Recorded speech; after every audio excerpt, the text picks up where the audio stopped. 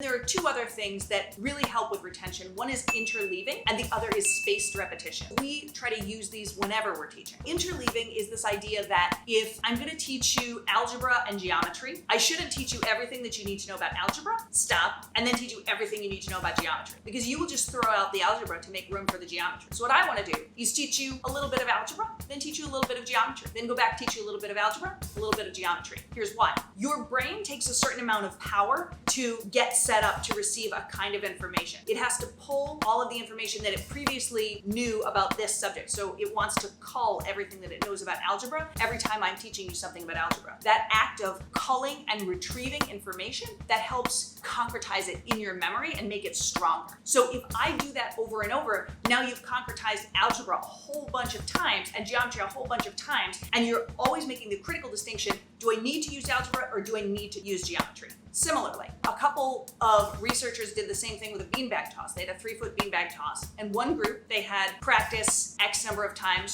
chucking the beanbag in the beanbag toss at a distance of 3 feet. The other group, they did at 2-foot and 4-foot distances, but never at 3. They worked an equal amount of time, the two groups. And in the end, the people who had worked with the 2-foot and the 4-foot beanbag toss and never worked with the 3-foot beanbag toss were significantly more accurate with the 3-foot beanbag toss. Why? Because they were constantly making judgments about how far they had to throw the beanbag. That is the exact same thing that happens with your kids when they're learning disparate, unlinked information. They're going, oh wait, what's the decision I have to make? Oh, this is connected to that thing? Okay, great. And so then that cements it more firmly than it otherwise would. So that's one of the hallmarks of retention, and that is what we as teachers have to think about all the time when we're introducing information, laying out concepts, and going back to repeat things. How are we spacing and how are we interleaving?